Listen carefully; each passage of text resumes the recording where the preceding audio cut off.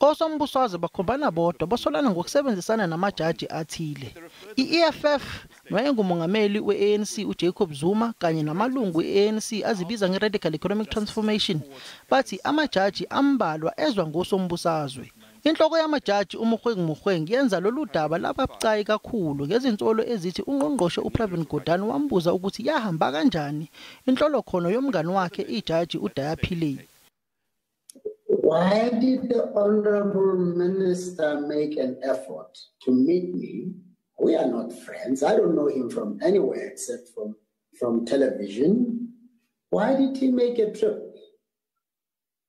Seek an audience with me just to ask me, how did my friend Athile perform?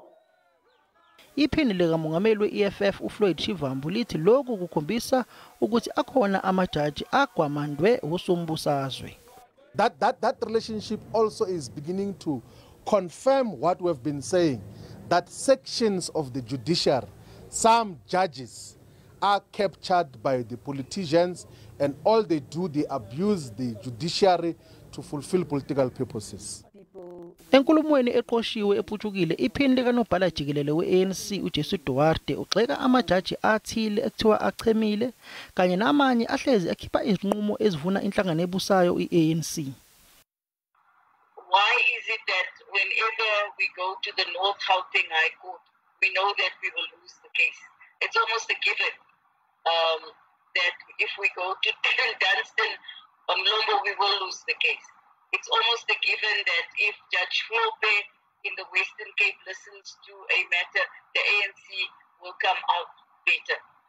But it shouldn't be like that.